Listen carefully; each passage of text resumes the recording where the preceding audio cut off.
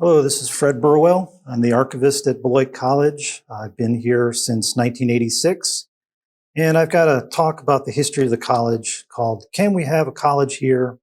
An Informal History of Beloit College. To start with, though, we have to go back before the college to a man named Horace White. He was commissioned by the New England Emigrating Company in 1836 from Colebrook, New Hampshire, to travel west and find a location for new settlement. And he took a sleigh and he traveled around in Illinois and Wisconsin, Wisconsin Territory at that time, looking for a proper site. At one point, he ended up in a place called Blodgett's Place. It actually was not a town yet. It was a small mill being built by a man named Caleb Blodgett, who had purchased a lot of land from a French-Canadian trapper named Thibault. And Blodgett was from Vermont, eager to build a community, but didn't have the connections that White did. White saw a beautiful landscape, all kinds of wooded bluffs and lovely prairie and the mighty Rock River. Before we move on, actually, to talk a little bit about that, I have a photo, or actually it's an old postcard of the Horace White Monument. This is a monument in Beloit at a park known as Horace White Park. It actually is a monument to father and son, Horace White and Horace White Jr., who was an early graduate of Beloit College, who went on to become a famous journalist, made his fame by traveling around with Abraham Lincoln during the Lincoln-Douglas debates and reporting on those debates for the Chicago papers, later became an editor and friend of Andrew Carnegie, among others.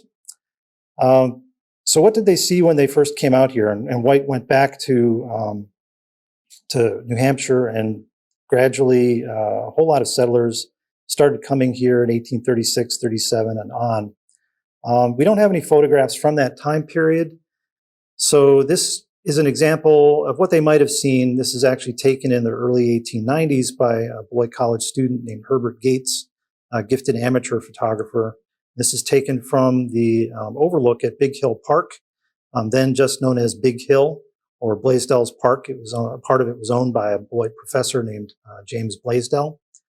And this gives you a picture of the river, oak openings and some prairie, which of course was then becoming farmland. But it gives you a little sense of what they saw at that time. One more photograph, probably taken in the 1880s or early 1890s, shows the wooded bluffs along the Rock River. So the settlers came, and one of the first things they did, Horace White arranged to make a survey done by a man named Kelsu. This is the survey. This is not actually what the city looked like at the time. It's what they proposed it would look like ultimately, a kind of plan. And it included a city park and so on. But curiously, one of the things it also included was a college street. So even 10 years before the college opened its doors, the little town of Beloit was starting to think about the future. They wanted everything a good New England town had, and that included higher education. Now, about 1844, Wisconsin Territory and Northern Illinois began to look at bringing some kind of a college to the area. And a number of towns vied for this. Beloit was one of them.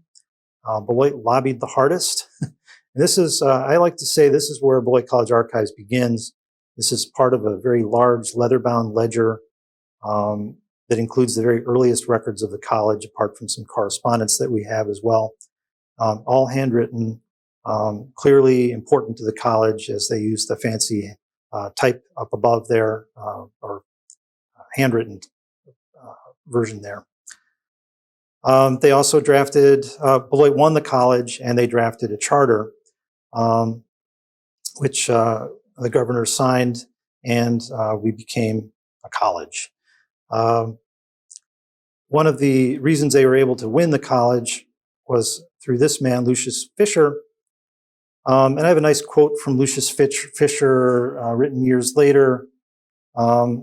He said that on July 15th, 1837, this is again before the college, the first day, Sunday, I took a walk up where the college now stands and onto the banks of Turtle Creek, where I saw many Indian mounds, some of them still preserved, and where I had uninterrupted views of prairie such as I had never had before.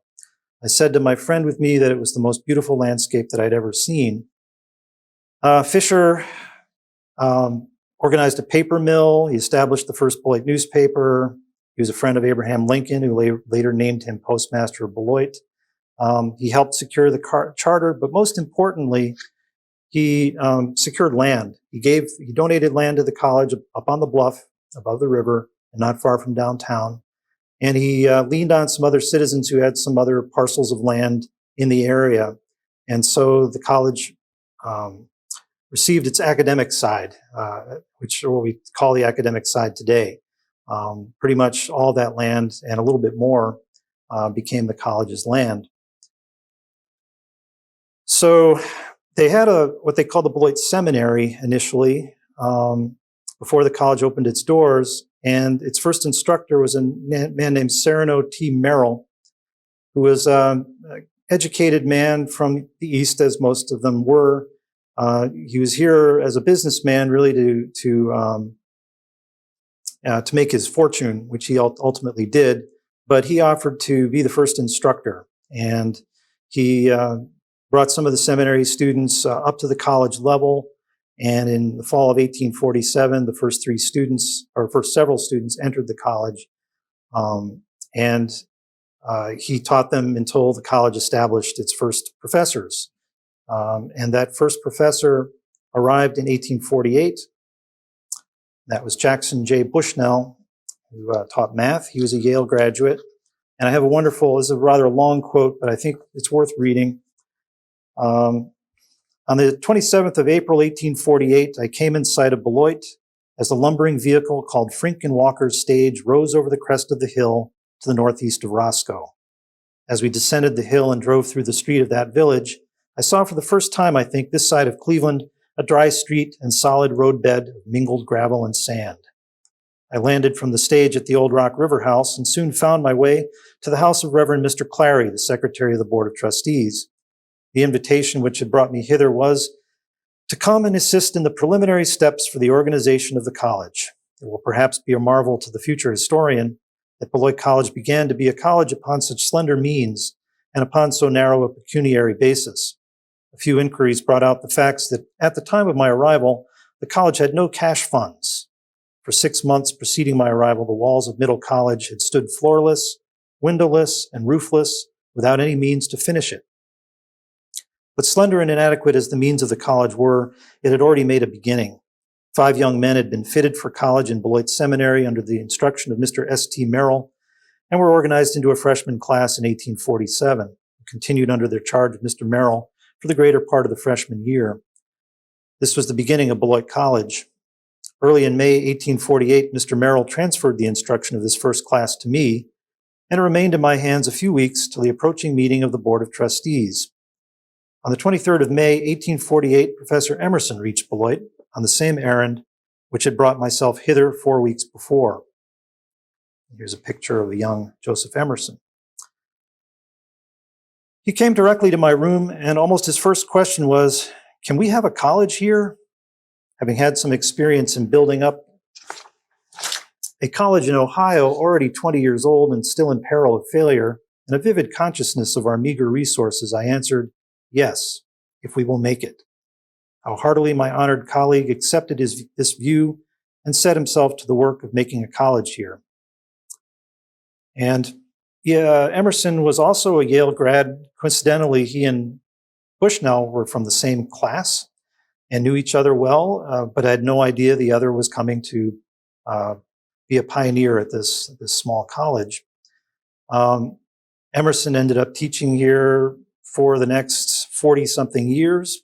I love this second photograph I have here that shows how a professor goes from being a young man to establishing himself as a kind of godlike figure. In fact, the students nicknamed him Zeus, and he was a very commanding figure, very well loved, though. In 1893, Emerson wrote to his friend Robbins Patel about the term Yale of the West. Beloit has from the very first set and kept its standard up to that of Yale. Our first class called it the Yale of the West, and the idea has been an education and inspiration to them. And it's true that most of the early professors were from Yale, and they modeled the curriculum on the Yale model, which was a classics-based curriculum at that time. They also named the first president early 1849. This was Aaron Chapin. Chapin had been on the Board of Trustees and really was one of the founders of the college. He had come west to be a minister at a Presbyterian church in Milwaukee, and was super interested in education, also a Yale grad, and gladly took the post of the first presidency. The very first three graduates of the college, or first three to matriculate, this is from a matriculation ledger, class of 1851, were three students: Joseph Colley, William Hooker, and Stephen Denison Peete. Peete was the son of one of the founders of the college. Hooker, I don't know much about his background. He became a lawyer. Joseph Colley was actually the first student to enter the college proper, and he walked from Mineral Point to Beloit. I think he may have caught a wagon ride here and there, but basically he walked, and many years later the college sponsored some walks called the Colley Walks, which where students emulated what Colley did all that time ago. He became a minister in Delavan. Stephen Denison Peete actually became a minister too, but also a very well-known pioneering anthropologist. Founded the American Antiquarian, wrote seminal books on the mound builders, among others, and is quite an important figure to the college. Here's an etching of the first three graduates of Beloit College, the class of 1851, probably based on a photograph, which we do not have. I like to share with students an example of, even though we're talking about something a century and a half ago, more than a century and a half ago, there are still common elements that they can identify with. The language has changed. Many of the mindsets have changed, and yet there are things that still hold true over the decades and centuries even. So I have a description. We have Stephen D. Peete's diary, and it's very full of information about his time at the college and his hopes and aspirations and so on. And on the night of January 17th, 1850, he has an experience common to many students of different generations. Last night was a memorable one to me, and one that I would not pass again in. Hooker, Bundy, and myself were talking of playing tricks on Curtis, and we thought best to have some eatables. Accordingly, when Wadsworth came from Mr. Thayer's, Jonas went down after a pie and some cider, which all but Horace White and Hooker wanted very much. While he was gone, we planned to get a calf or some animal and put it in Curtis's room, and then pile the wood against the door. When Jonas returned, we attacked the pie, and among us drank 2 quarts of hard, very poor cider. Jonas drank nearly a quart. Accordingly, it was not long before we all but Hooker and Horace became excited. Wadsworth was tipsy. Emerson was beyond control, and soon Jonas was dead drunk. Well, the following day, he wrote about his feelings about that episode, and any student who's had an experience like that understands this. Oh, that I could be governed by principle in everything. I spend my money, destroy my health, influence, can't study. I will be more decided. I will not suffer myself to eat or drink anything in connection with the other boys, or allow anything after 9 o'clock p.m. If I am ever to be a scholar, these things must be abandoned entirely. All this term I have spent merely in slightly studying lessons, and the rest of the time devoted to self-gratification. Evenings have been spent. Not one have I passed in study. 3 or 4 times I have had refreshment with the boys. My oration is not touched, reading neglected, and 1,000 other things are wrong. Then he tells himself what he needs to do to become that scholar. First, not to neglect prayer and self-examination, and second, to deny myself at the table in seeking gratification to a feeling of uneasiness whether in eating fruit or deviating from a regular study course. Thirdly, to have a system and follow it every day, to be active, industrious, cultivate perseverance and decision. So our first commencement, July 9th, 1851, Joseph Colley gave the valedictory speech entitled "To Live is to Act." And I think he and all the other people had in mind that this was a pioneering time. And he wrote, "During this period, we have seen the ground cleared, the foundation laid, and yonder edifice erected. We have seen its faculty one after another come and take their stations and enter upon their work. We have seen its students gathering in and advancing in their course, its materials of instruction rapidly accumulating. We have seen an entire college spring into existence." Colley also reflected on the value of his hard-won education. "There will doubtless come a time when the character of this institution is established, when its fame has gone forth over the land, in which it will be considered a great honor to be a graduate of Beloit College, than it is by most today. But even then, we cannot believe that its training will better fit minds for the earnest duties of life than at present." So while Beloit College was just getting started, the city was also growing. This is the earliest view that we know of the city of Beloit. You can see off to the left at the top of the hill, there's Middle College, that's the college grounds. And this is published in Chicago Magazine. Another very early view from the same year, showing the downtown, again, sort of center. Off in the distance, you can see Middle College. Middle College was the first college building. It was then just called the college. Here's actually the very earliest photograph of the college, taken in 1859. This is a restored version of a very, very faded print. And Middle College initially housed everything. It had students living on the fourth floor. There's a kind of small slit windows way up top there below the cupola. They're still there. If you were able to get into the attic, you could see them blocked up today, along with the chimneys, which have been cut off and still have 19th century soot in them. They had offices, they had classrooms, the administration, everything was in there. Built, finally completed about 1848, cornerstone 1847. The second college building, which you can't see in this photograph, but you can miraculously see in the printed etching that they used based on this photo right here. Second college building was known as North College, and today we know it as Campbell Hall. It was built in 1854 as a dormitory. And off to the left, we see the third college building, which was today it's known as South College, but at that time, it was the chapel and the preparatory department. The chapel was on the top floor. Preparatory department was the main level and the lower level. And that was kind of a feeder to the college, an academy that ran for many, many years. Served as a better high school in one sense, but also as a prep department for the college proper. You'll also see in this photo that there was a fence around the campus. And this was designed to keep farmers from grazing their cattle and pigs on the campus grounds and from using it as a convenient shortcut to market downtown.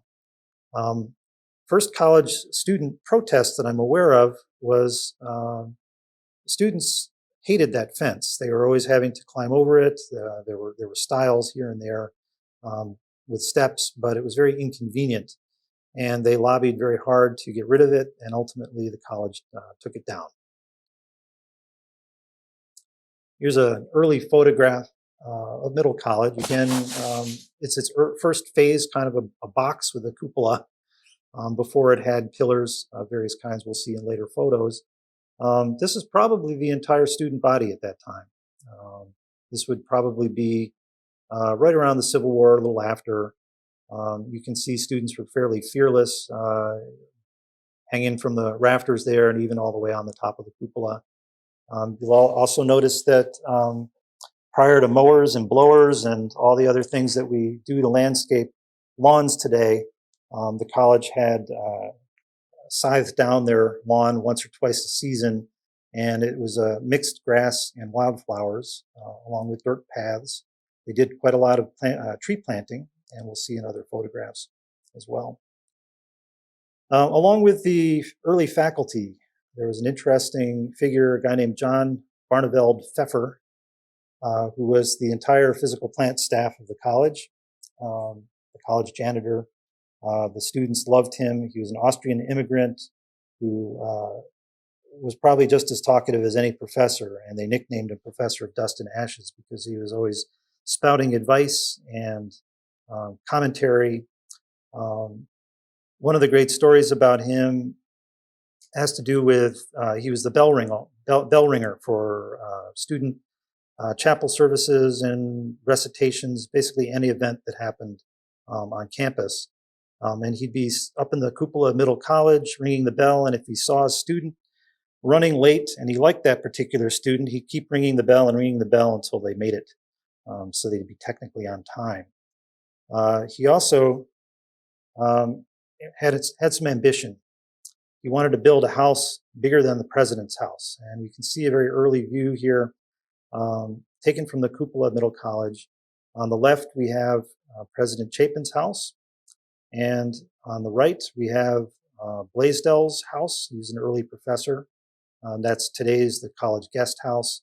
And then kind of just off to the left back of the Blaisdell house is the Pfeffer house. And he said he wanted to build a house larger than the president's house, and he succeeded in doing that. He used it to house students as well as his own family, and there's a lot of stories about that as well. But one other thing about this view, going back a moment, you can see a path coming out of Middle College that branches when it could easily have gone straight. And this is an early example of the college trying to preserve the Native American mounds that dot that particular area of the campus.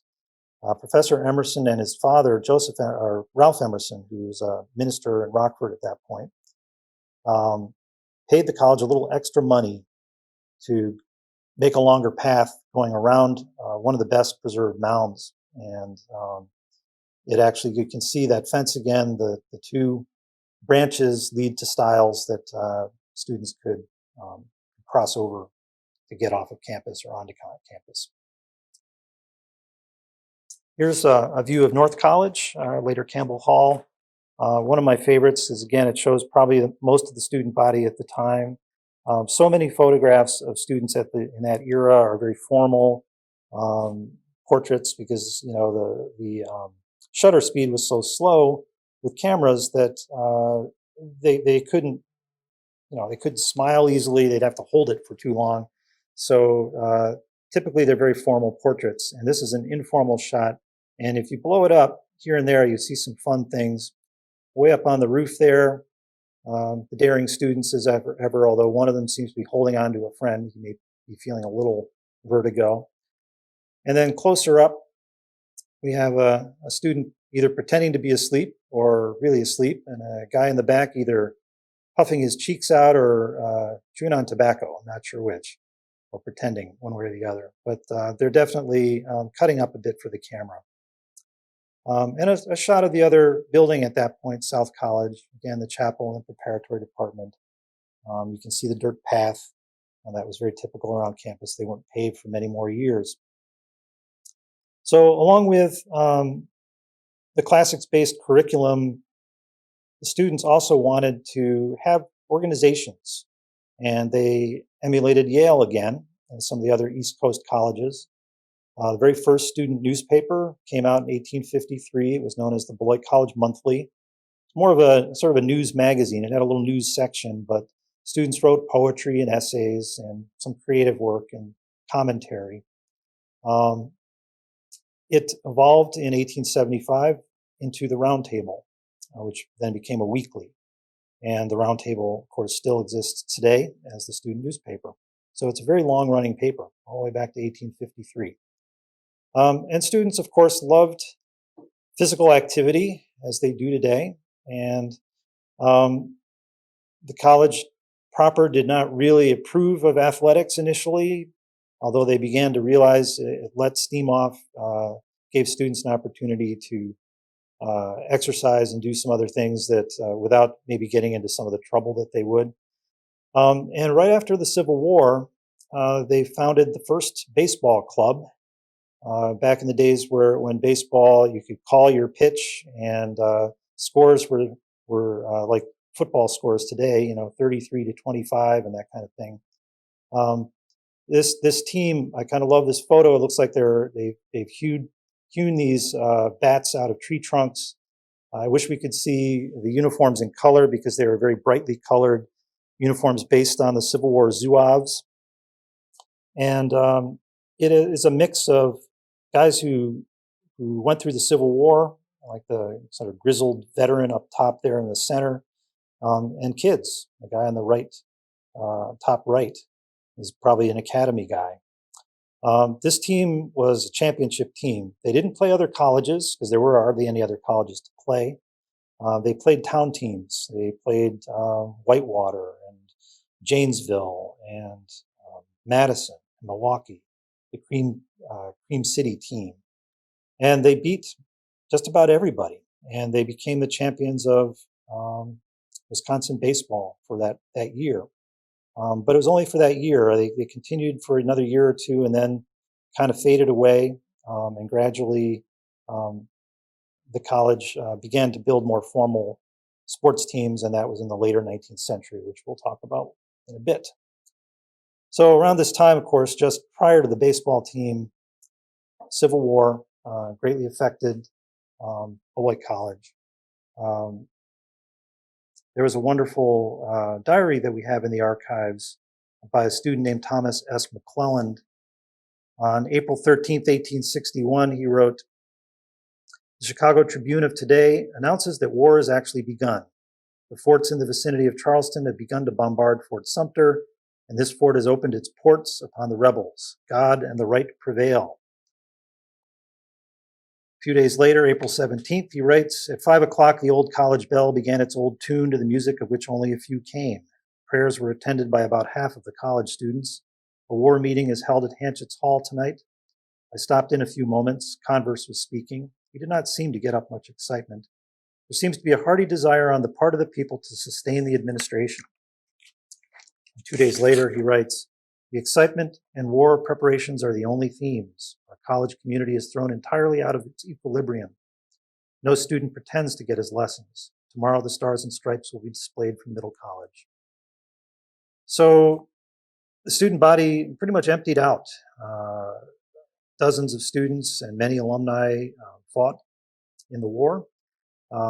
We have a record of only a couple that I'm aware of, and we didn't find this out until relatively recently, that a couple of academy students from the late 1850s fought on the rebel side. There were Southerners who had moved as teenagers to Southern Illinois and then crossed the Union lines to fight for the Confederate Army.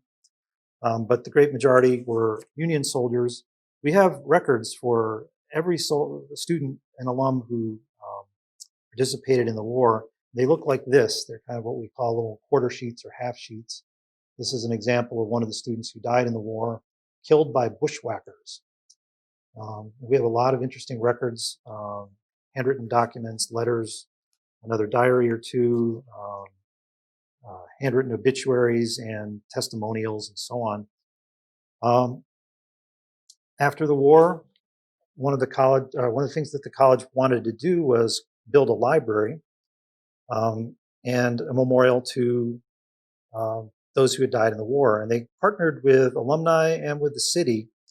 Among other things, they were able to build Memorial Hall, which is today known as the Logan Museum, which included two plaques, one showing Beloit College students who died during the war, students and alums, and the other showing Beloit citizens who died in the war. They dedicated the building in 1869. Joseph Emerson, at the groundbreaking in 1867, had written, "Within these walls of stone shall be builded walls of thought, rising range upon range, glorious for a mind to contemplate, and that shall be a memorial for young men who offered their lives that this culture and the high principles of truth and right might live." But not these walls of stone or these ranks of books shall be the true memorial. Those young men representing the earlier classes of our college, with their hearts full of the enthusiasms and the swelling hopes of youth, have shed their warm blood and laid their forms in their full vigor in the foundations of a living monument on which we are to build ourselves. As I look around upon this circle of young men, I ask, will you and you and you and you be a true and living stone in that monument? Here's his remarks, handwritten remarks. To build the building, they contracted with an architect named Cochran and Garnsey, I think later Cochran and Pequenard, architects for a state capital, I believe in Iowa and Illinois. We have a lot of their correspondence and interesting documents about the building. This was the result, kind of a Gothic limestone building. You'll see a couple other things, Middle College on the right there.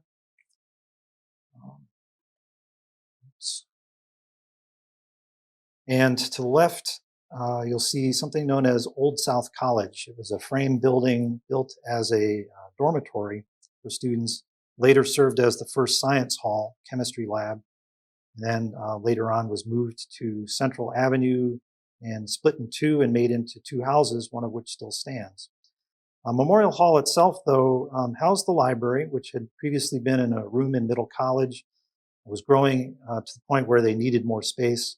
People kept donating books. It became a government document depository. And they also had something known as the College Cabinet, which was a precursor to the museum on campus, Logan Museum. The College Cabinet of Curiosities, included not only some archaeological specimens, but stuffed birds, samples of botanical samples and insects and all kinds of natural history as well. And it was housed there along with the library for quite a while. Here's a photo, very old photo of the first of the plaques, the dedicatory plaques, one for the citizens and one for the college people. College actually had more on the plaque, on their plaque than on the city proper. And this is one of the very few photographs we have of the Logan Museum as a library. Again, this was taken by Herbert Gates in the early 1890s, and is one of the few interior photos we have. Another building that has an interesting history from that time period was the college's first gymnasium. And this was located where the Smith Building is today. Smith Building later was the first proper gymnasium in a way. But the students were clamoring for something to do in the winter and, basically to let off steam again, to exercise, to train their bodies and so on.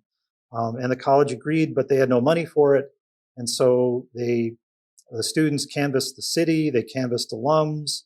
They actually literally helped the builders build this building. And it was the college gymnasium for about 35 years.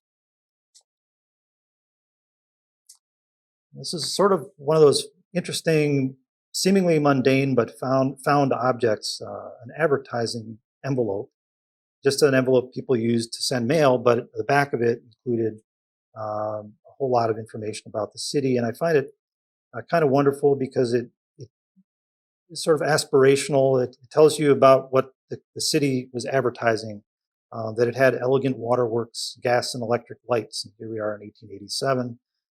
Definitely advertising the college as the Yale of the West, and the train lines, and only 4 hours ride from Chicago or Milwaukee, which was hard to imagine today. And that Beloit, of course, was a thriving manufacturing center. And it was becoming a much more of a city. And there's a good view of the downtown. This is just after turn of the century, but I like it because it's very lively. It just gives you a feel for how active it was down there. The building on the left, the Goodwin Block, burned down in the 1960s and is now basically that spot is a little park opposite the First National Bank. Off to the right, if you go down a little ways, you would find the Hotel Hilton. built around 1900, a little after, that is now the Turtle Creek bookstore, the college. This is that dormitory for science building.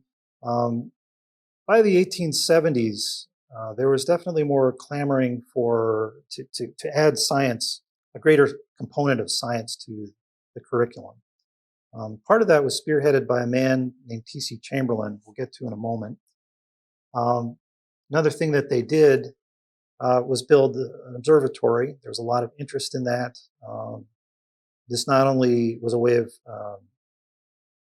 viewing the stars and the planets, but it was a timekeeper.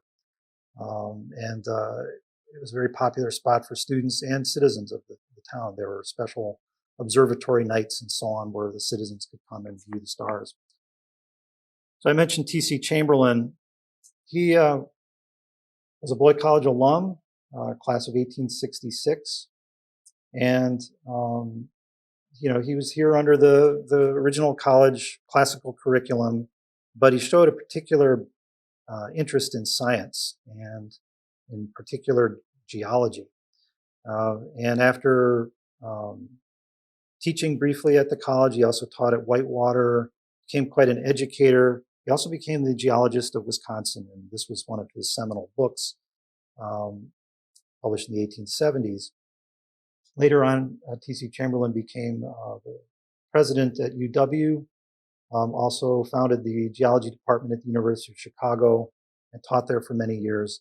But he served as a trustee at Beloit College and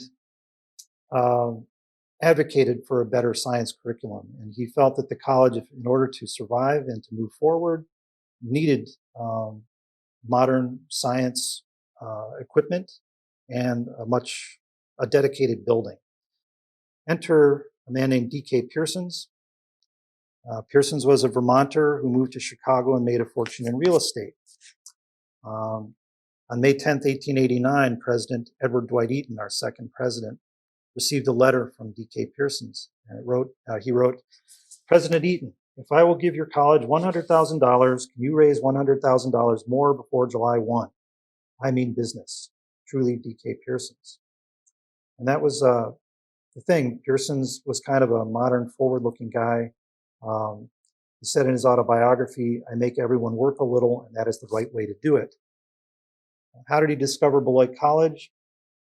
His story was that sometime before he got to Chicago, he traveled through this area, and he saw some work going on at the college, the building, probably building Middle College or another building, and he saw a man walking alongside his wagon, and he said, what's going on over there? And the man said, oh, it's some Yankee cranks trying to build a college.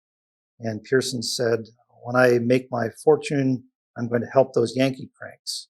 And ultimately, Pearsons did a lot for Beloit College, more than any other college, but also gave away his fortune to other institutions and basically died penniless in his 90s, having given away his fortune to higher education.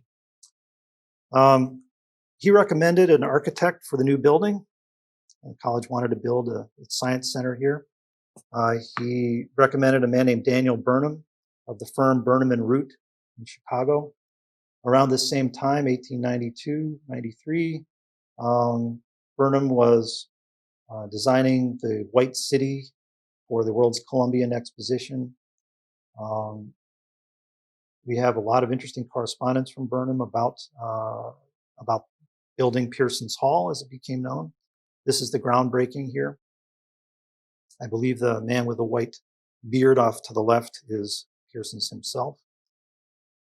This is an early postcard showing the finished building, looking much as it does today.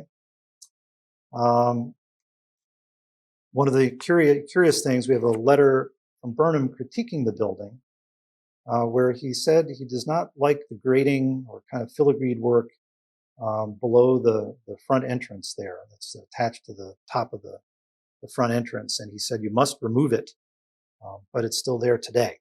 Apparently the college disagreed with that sentiment.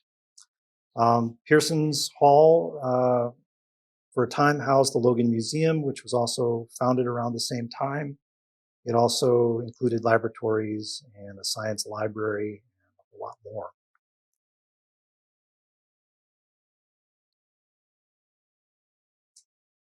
So kind of backtracking a little bit to how we ended up with African American students.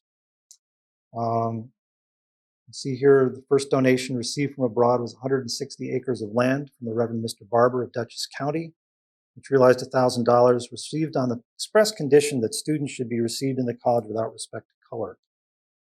And Emerson wrote about this in the 10th anniversary. You know that I am an abolitionist and a friend of the colored man, whether bond or free. I think it a most unreasonable thing that the free colored man should be reproached for his ignorance and at the same time be prevented from improving his mind by being excluded from seminaries of learning. And President Chapin himself said a college must stand with open door to youth of every rank and condition in life. All that said, we don't know when the first African American student was here at the college. We have very few photographs of the academy students and none before the 1870s. Of the college students, the earliest photos we have are from the 1859, just the graduating class. And many students at that time did not graduate, or did not go on to graduate. Some just went for a year or two. So we just don't know. It would be an interesting thing to try to research through census records and other things. What we do know is that we had quite a few in the academy by the 1880s.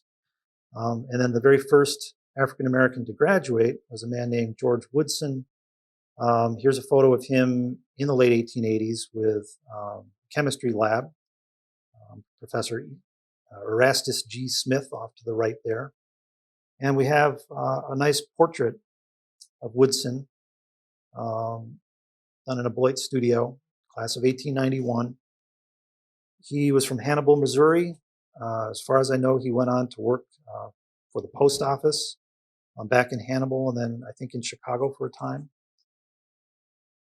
One of the things that the college did for many years, the junior class put on an exhibition, basically speeches. Every student in the class, again, we were very small classes back then, would give a talk. And Woodson's was on education, the central need of the colored American. A much better known African American from that time period was Charles Winter Wood, class of 1895. He had a fascinating story that would easily be a whole talk unto itself here. But in short, Wood was born in the South, moved to Chicago as a young kid, and became fascinated with the theater.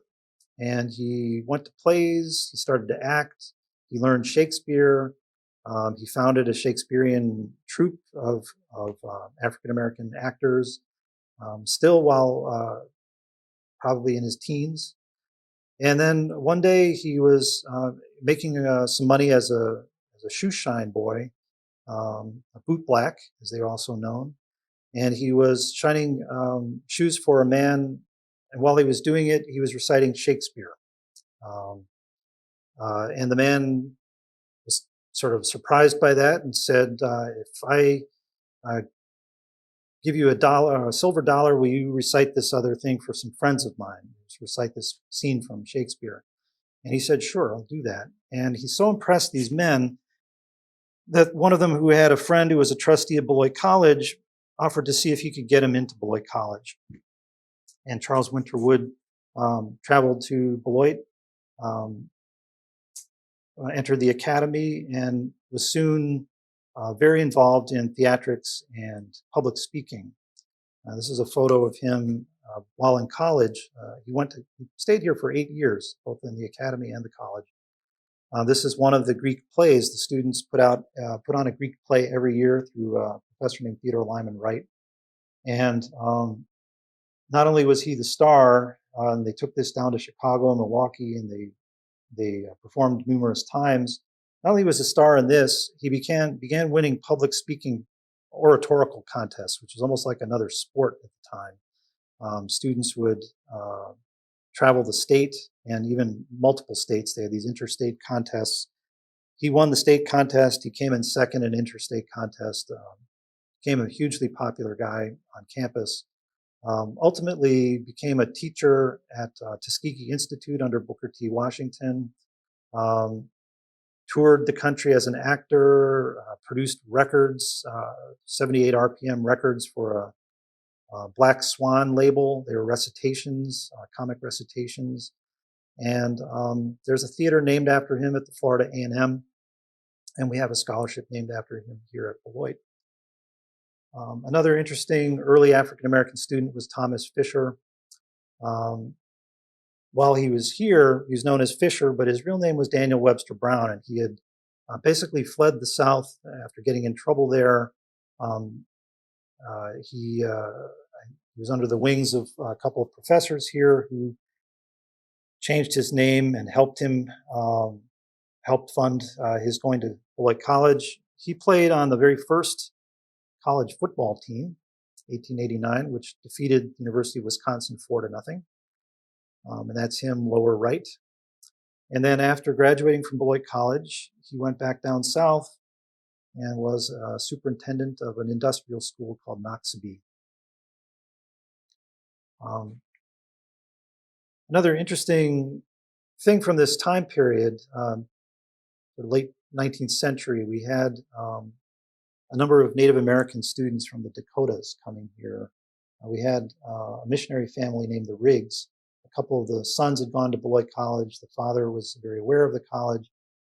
He wrote the college about a man named Charles Eastman. We've got a picture of him here. Eastman, his brother had gone to Beloit for a short time. Eastman came here for a couple of years and then moved on to, I believe, Knox College and ultimately Dartmouth. But while he was here, he was very popular with the students. He became, ultimately later in life, he became a doctor, was there at Wounded Knee to help with the people that had been injured, the survivors, and then became a writer. And among his books is Indian Boyhood, and one called From Deep Woods to Civilization, which actually has a chapter on Beloit College, his experience here. He was a precursor to a number of Native American students that came here in the 1880s. And some years back, a student named Amy Rogel did a lot of research on them and wrote a booklet that we published at the college. It's up online now, about the Native Americans who were here in the 1880s. And curiously, some years later, while wandering around the campus, I discovered there's a building, Campbell Hall, which is throughout the front of the building and around the sides. Students used to carve their names. It was a dormitory, and so they left their, sort of as a relic of their time at the college, they carved their names, sometimes a date, sometimes a little motto or something. And along to the side, on the left side there, right before you go down some steps, I discovered 3 of the Native American students, Robinson, Garvey, and Frazier, had written their names, carved their names into the bricks. One of them, I think, has a date, 1879, something like that. Now, there's still a lot more research that could be done about them. Many of them went on to do interesting things for their people and in the Dakotas. Just a little bit about student life prior to coeducation. We have a great student room, kind of Victorian time period. It's probably taken about 1890 or so. You can see the Coca-Cola sign. They've got photographs lined up in a Greek letter, all kinds of bric-a-brac and so on. Again, people think, they look back at photos and they see so many formal, serious expressions. Here's one where we can see them being casual. Here's one where we can see them being goofy. This was the senior class vacation of 1893. There's a number of funny photographs, and this is one of my favorites. Students for years and years participated in pranks. One of the notorious pranks in the 19th century was the wagon filled with stove wood up on top of South College. And that was Halloween of 1888. Apparently, John Pfeffer, the janitor, was able to get it down again. He must have had some help, but they may have probably pitched the wood over the sides and then hauled the wagon down by rope or something. So it was, Beloit was an all-male school. There had been talk about becoming co-ed for many years, and it was always shot down. One of the early yearbooks, class of 1895 Codex, which came out in, I think, late 1893, had this cartoon, The Needs of Beloit. And they included a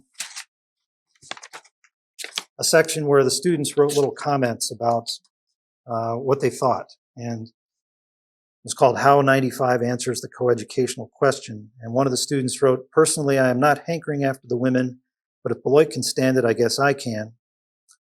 Another wrote, "Oh, how glad we would be to welcome girls to our sacred halls, to encourage us in our class games and to sympathize with us in our flunkings."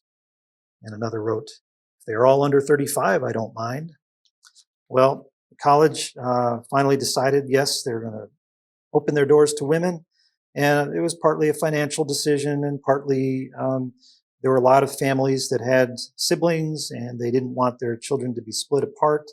Even though we had a sort of sister school in Rockford Female Seminary, now Rockford University, so sometimes Beloit families would send their son to Beloit College and their daughter to Rockford Female Seminary, but many more wanted them to be together. And so the college decided this was the time to do it.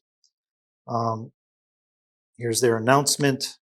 Admissions brochure in 1895.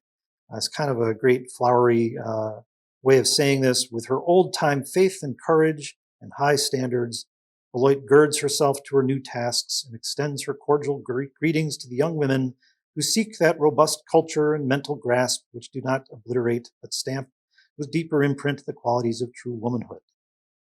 The Round Table, student newspaper, had a little less flowery way of saying things. With the beginning of the 49th school year, there is conferred upon old Beloit a broadened mission.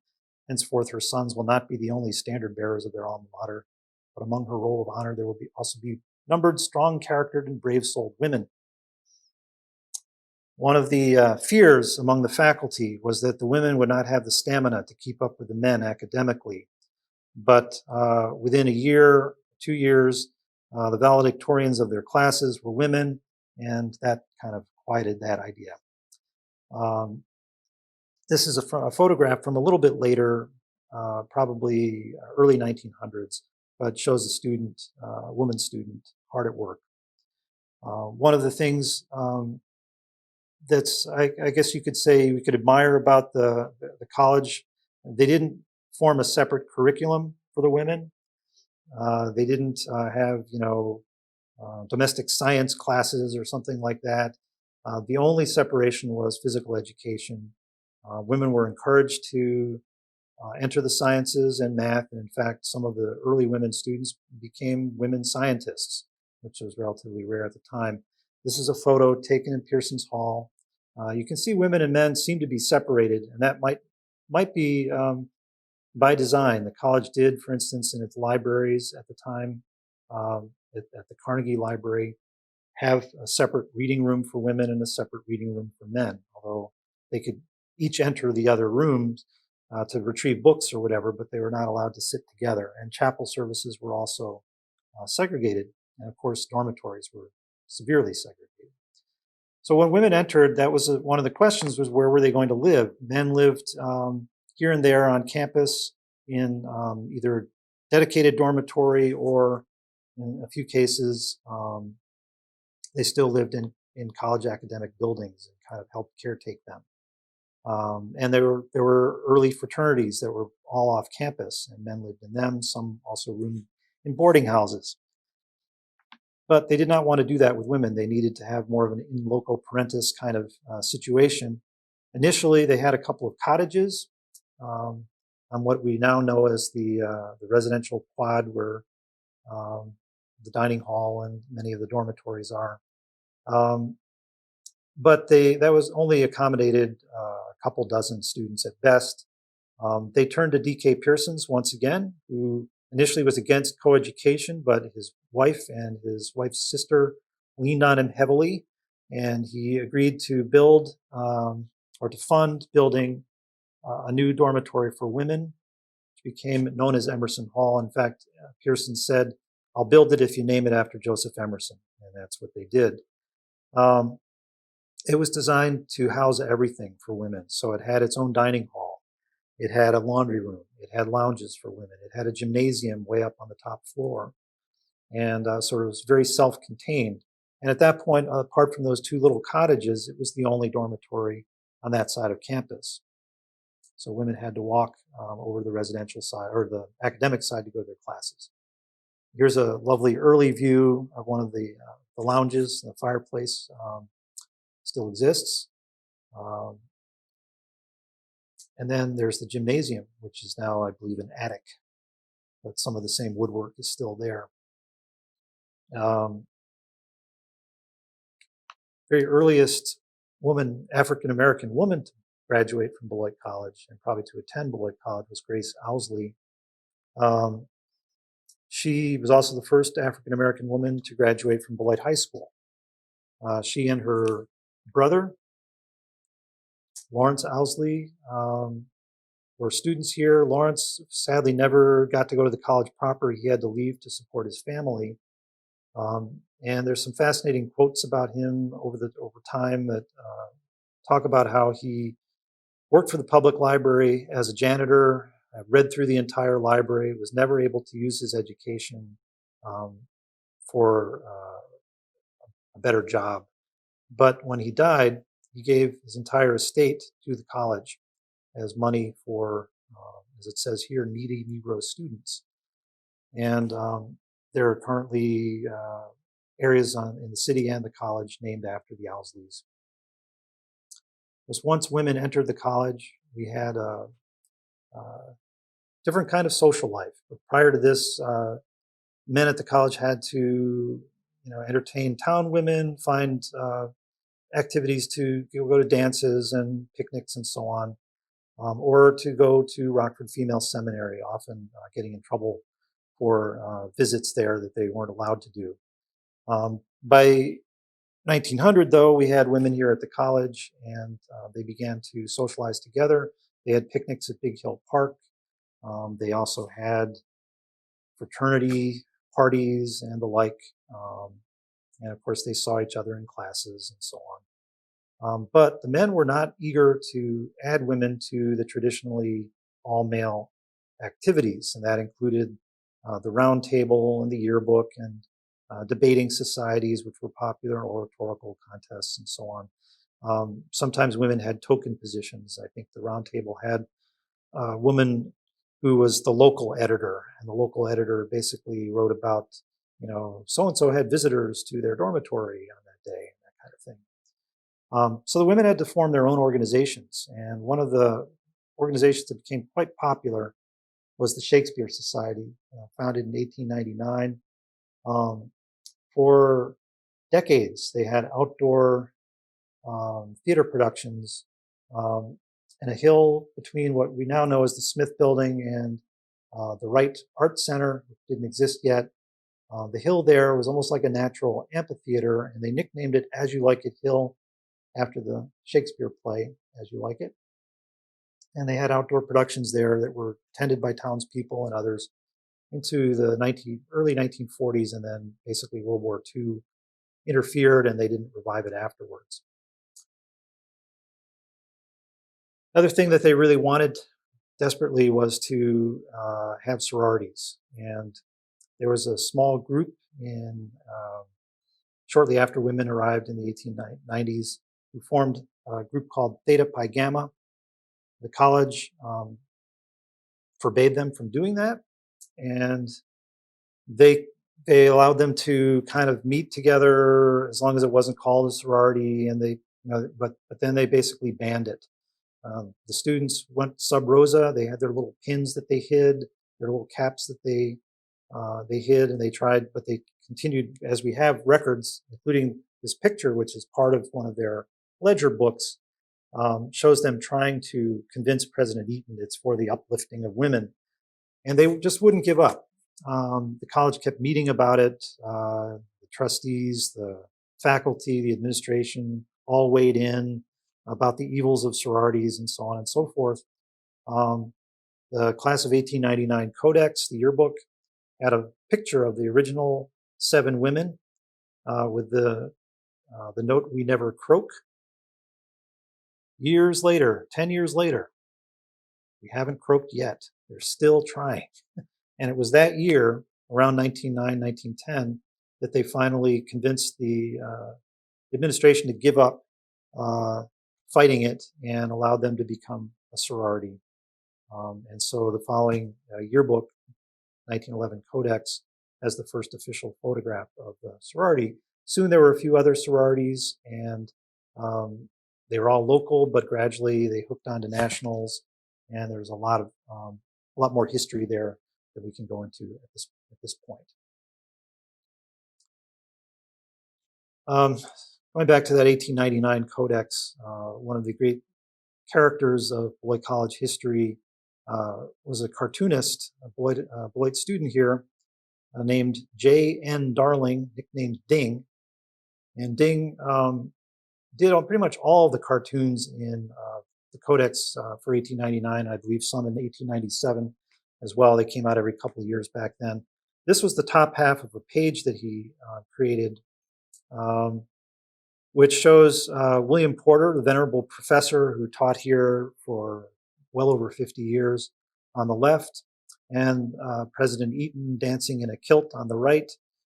But the bottom half of that same page shows the entire faculty in ballet tutus, instantly recognizable by every student at the time, and even today I can recognize some of them. Of course, Eaton is in the center. And he signed it Ding. He didn't hesitate to let the world know who created that cartoon. It's never been clear from later reports whether he was kicked out because of the cartoon. However, there is a document in Ding's own writing where he says that he flunked all of my studies except biology, fired for codex drawings and poor marks. The fact was, he was a class of 1899, but he left for a year and came back and graduated with the class of 1900 in semi-disgrace. And yet, he became a darling of the college years later because he became a Pulitzer Prize. He won the Pulitzer Prize twice as an editorial cartoonist for the Des Moines Register. Later became a pioneering ecologist, environmentalist, created the first duck stamp that brought in a lot of money for conservation. And there's a wildlife refuge named after him in the Everglades, and I believe another park named after him in Iowa. So he became quite a famous alum. Another famous alum was the man on the bottom left named Beaumont. This is the class of the 1898 baseball team. 3 of these guys became major league players, including Beaumont.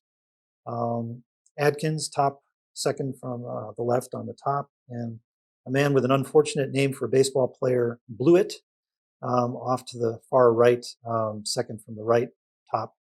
They all played in the majors briefly, the top 2, although Adkins had a wonderful career as a minor league pitcher for the old Baltimore Orioles. Later became a doctor, was nicknamed Doc Adkins. Beaumont, though, was the very first batter in the first modern World Series against Cy Young, and had not in the Hall of Fame, but had a very good 10-year major league career, batted over 300 lifetime, and won a batting championship. Here's a couple of the baseball cards donated to us years later by grandson of Merle Adkins. Another famous athlete in that, I'm going to go back just a second. The man in the center, not quite the center, a very tall man named Merrill there in the back row, was considered one of the greatest athletes in the country, and certainly in the Midwest of that era. He played multiple sports. He was especially known for his exploits as a runner. And here he is in a Chicago track meet in 1901. I've got a close-up here. It shows him smiling as he crosses the finish line. Here's a typical headline from the time. Merrill is king, Beloit athlete champion of the Western colleges, wins a diamond medal. Here's the picture of him. there's again, so much material on him. You could do an entire talk just on Ed Merrill. Another great athlete from that same period was on the very first basketball team when basketball was still a young sport. A man named Sam Ransom. He was African American. You can see him middle row to the right. Ransom played 4 sports while he was here. He was a track star, a basketball star, a football star, and a baseball star. And but after leaving the college, he could only play on Negro teams in Chicago. He both played and then also coached. Later on in his life, he lived in Minnesota and became a civil rights leader there. Another just fun student life thing. We have a lot of student diaries over the years, and this is one I like to share with students. This Theodore Christie's literally created a cartoon for every day, along with an entry. And he only lasted at Beloit College for 2 years, and I have this feeling that maybe he spent too much time on his cartoons and not enough time studying. I could be wrong, though. But I love this cartoon because every student generation can identify with the specter of exams. And here's the little guy on the left saying, "Mercy." One of the great diaries in the archives, donated a few years back by the family, is the diary of Laura Aldrich Neese. There are several volumes. They're copiously illustrated in watercolors, along with her daily entries. She travels around the world. She writes about Beloit, and there are beautiful color illustrations throughout. There's a nice photograph of her. She went on to become the college's first woman trustee, and as Laura Aldrich Neese, married to a prominent Beloit family. She herself was from a prominent Beloit family. And we, in the 1970s, they named the new theater the Neese Theater after her. Just to show sort of student life of the early 1900s. I love this because it just seems like they're oblivious to the man behind him, but the woman clearly sees that something nutty is going on. Maybe he's saying something as well as opening his mouth wide, but it's just, it's an early photobomb for sure. One of the crazy things, turn of the century through the early 1950s, freshmen and sophomore students had an annual battle of some kind. It would take different forms, but in this period of the turn of the century through around World War I, they had something called the cane rush. And women would have sashes in their class's colors. Some of them would have little drums to beat on, rallying the men on.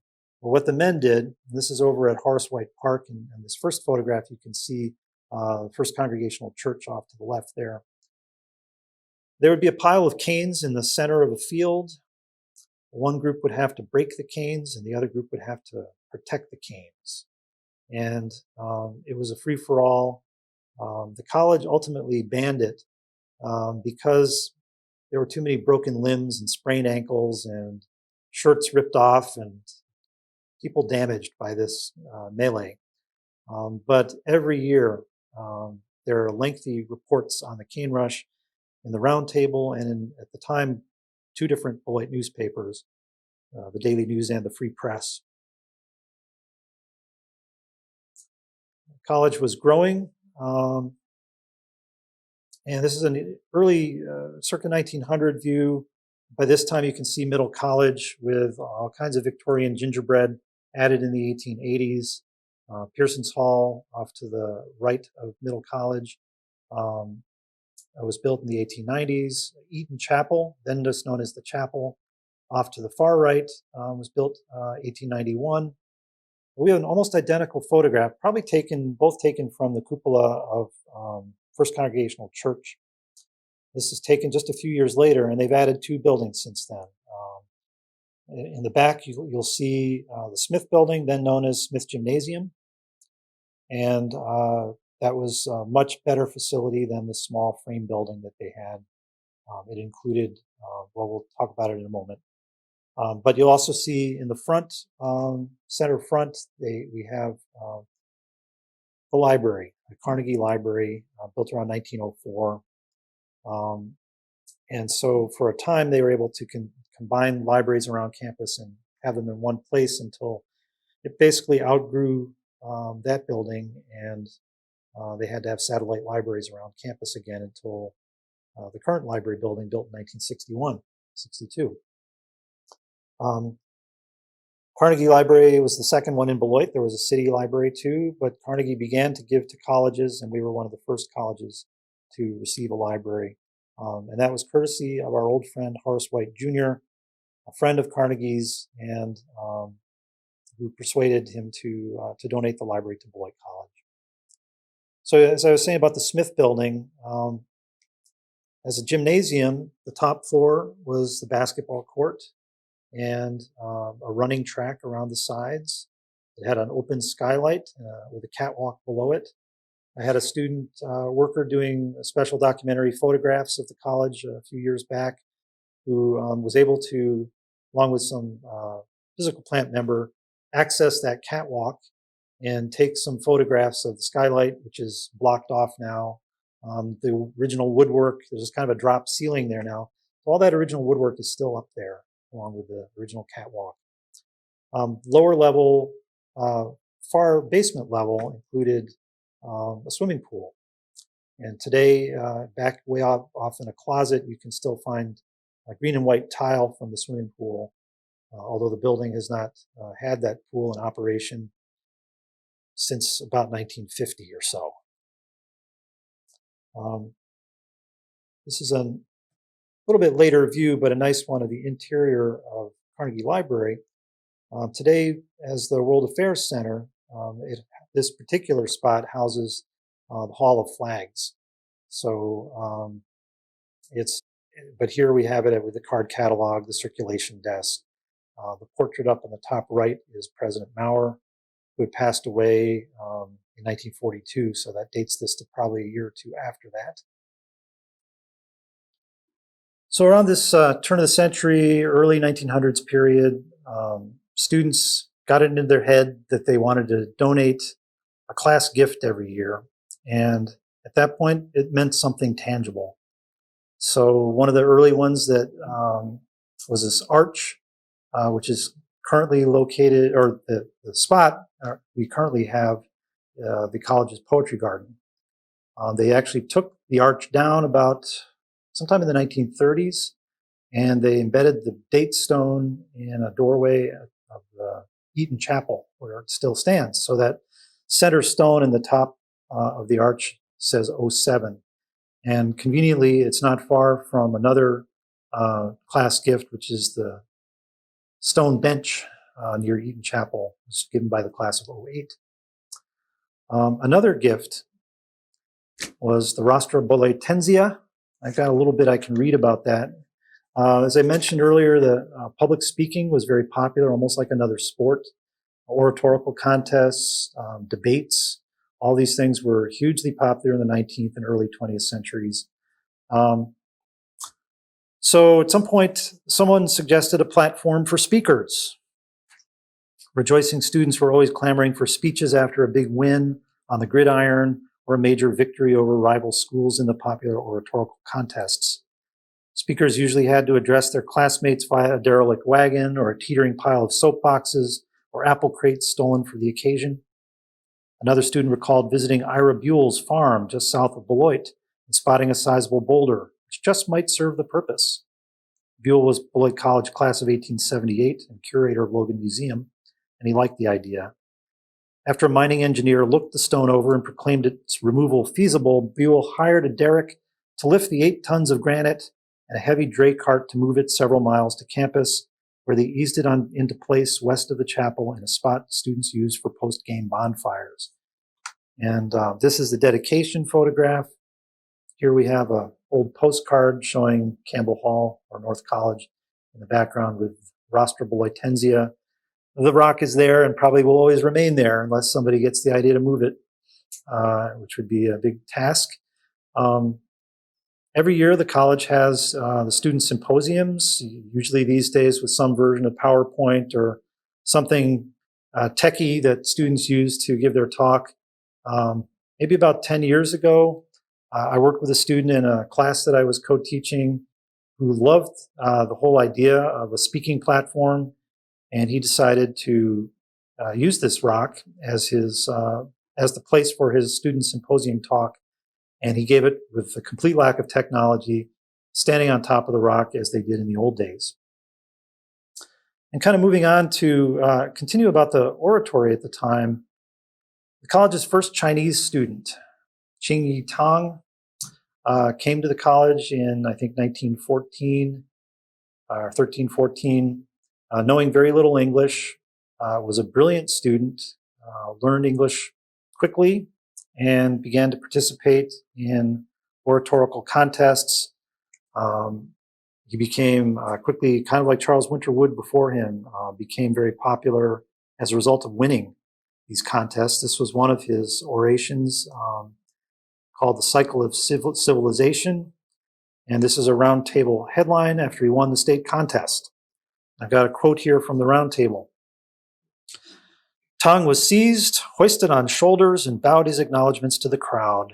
Freshmen then scattered, raided downtown alleys of their boxes, and a rousing fire lighted up the whole campus. President Eaton, Professor Crawford, Cox, and Tang spoke from the Rostrum Beloitensia.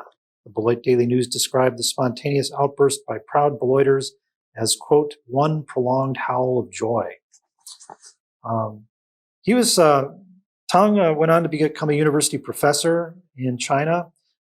He sent his son to Beloit College. His son sent another son to Beloit College. And we've had a fourth generation recently at Beloit College from that family. He was the first of quite a few Chinese students that came to the college in the teens and 20s, enough that we had a Chinese club for a time, and they sponsored events and special meals for the campus community. It was partly as a result of money that came as a result of the Boxer Indemnity Funds. We had a Beloit alum named,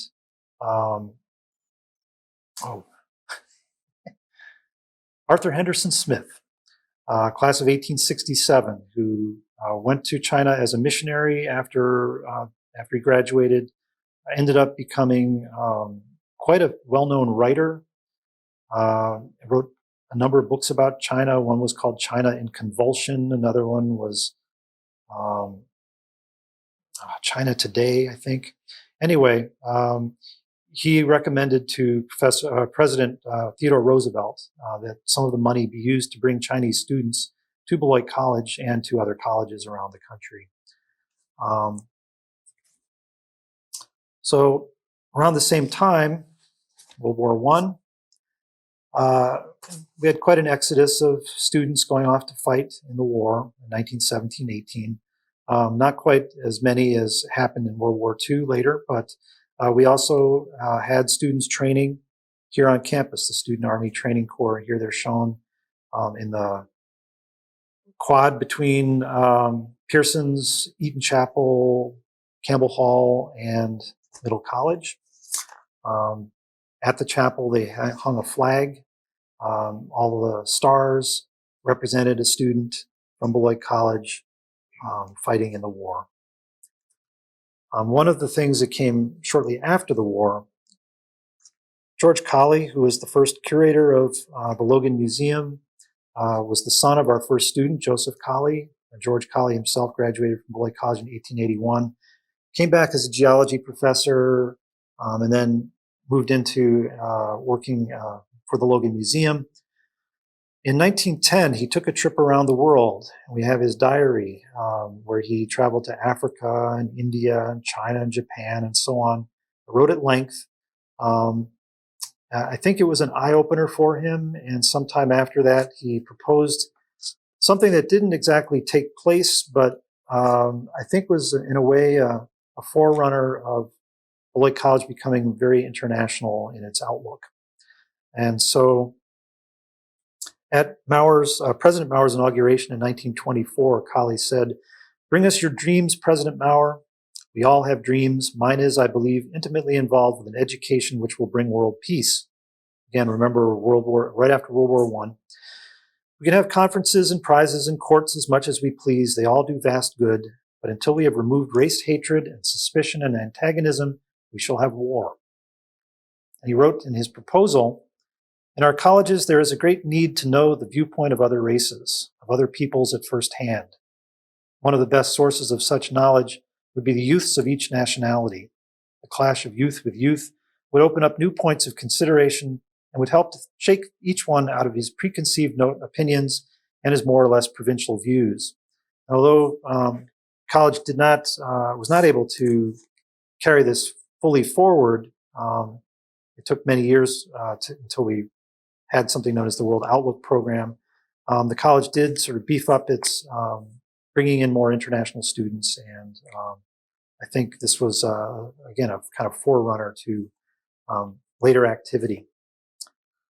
Right after World War I, well, actually, before World War I, we had a professor come to Beloit College, Marion H. Hedges.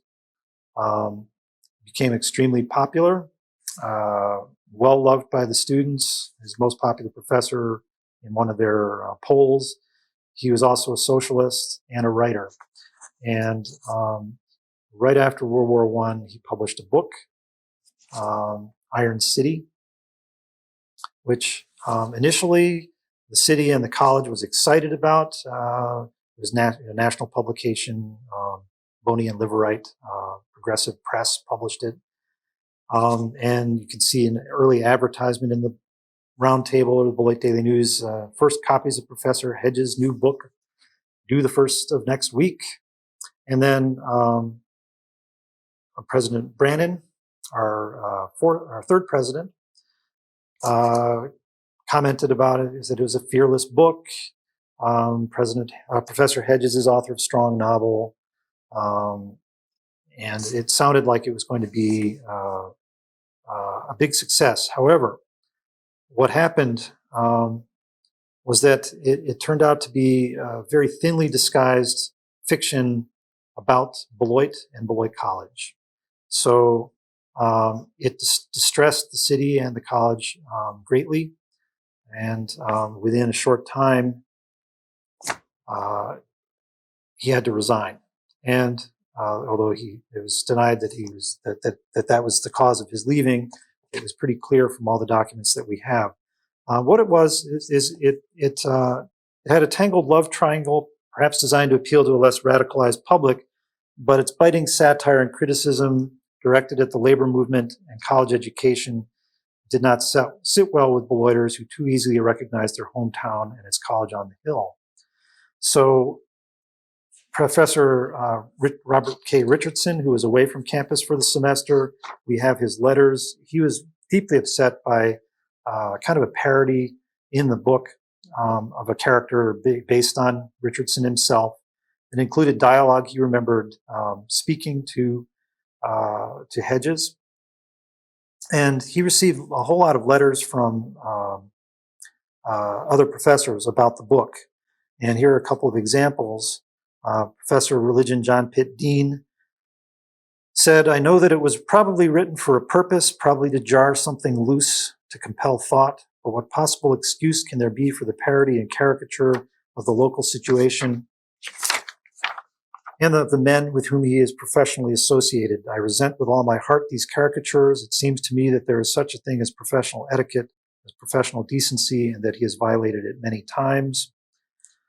Professor Alman Burr, who was a longtime professor, said, "We are weathering the storm that the Iron City has brought. It has struck pretty deep into Beloit, alienated some of the college's best friends. I'm still deeply indignant over it. I call it crude, cruel, crass, and carnal. I would not have this author teach another day in Beloit. We are in trouble, and the other day the students voted that man the most popular professor. It makes shivers run down my back." The actual national reviews were mostly positive. The book sold well enough to go into a second edition, but Hedges was run out of town, basically. He never taught again. He became a journalist, first for newspapers in Minnesota, and then became sort of a national spokesman and journalist for the International Brotherhood of Electrical Workers. Became kind of nationally famous in that respect. Published only one other novel and gave up his literary career. Iron City has been reprinted by the college back in the 90s with an introduction, a couple of introductions, one of which I wrote about the controversy of the college, which is that introduction is up online on the archives website. Very fascinating story, well worth a program on its own. So post-teens, after World War I, sort of the student life became a little wilder. Automobiles became more common for students. There were some accidents. There were kinds of crazy things going on out there. The years of the flappers. This is a photo of 3 women taken by a dormitory then known as Chapin Hall on the academic side of campus, torn down some years ago. This is a rare photograph of an interior view of a woman's room next to a poster saying "Suppressed Desires" for a play given at the college.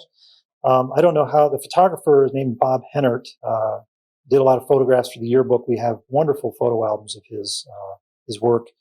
I don't know how he was able to sneak these photographs, but he managed to either get into a woman's room or gave her a woman a camera to work with.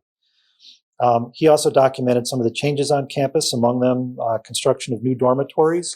The college was growing by leaps and bounds. By the 1930s, we were over 500 students, which was a first, and heading toward 1,000, although we wouldn't get there until right after World War II. These dorms, now known as Wood and Haven, were built in the late 20s as the college was growing and needed more space. Initially, these were dormitories for men. Another thing happening in the 20s was the college's first radio station, housed in Pearson's Hall in the exact location as today's radio station, WVCR. But at that point, it was WEBW, and initially they broadcast chapel services from Eaton Chapel, and also lectures and that kind of thing from the chapel. And they had a big radio tower, which you can see there on the left. I love this photograph. It's actually of Bob Hennert, the photographer, working at the radio station in Pearson's. There was a wonderful story. A man named Larry Raymer, who was a Beloit College grad in the 30s, later became editor of the Beloit Daily News, told us a story one day. We did a little oral history with him many years back. He was a Boy Scout, and he said the Boy Scouts were invited to be interviewed on the air and also do a little song. And they did John Jacob Jingleheimer Schmidt, and it's the song where they get softer and softer and softer, and you can barely hear them. And then all of a sudden, they shouted out really loudly. He said they shouted John Jacob Jingleheimer Schmidt so loudly it blew the station off the air. He said a couple of tubes exploded. So WEBW was the first of several Beloit College radio stations, and again, a long history. We have a wonderful history of the station up on our website, done by Dave D'Angara back in the early 90s, basically going into great detail on the history of the station and its equipment, with some wonderful photos as well. Well worth checking out. And that's where I'm leaving off for now.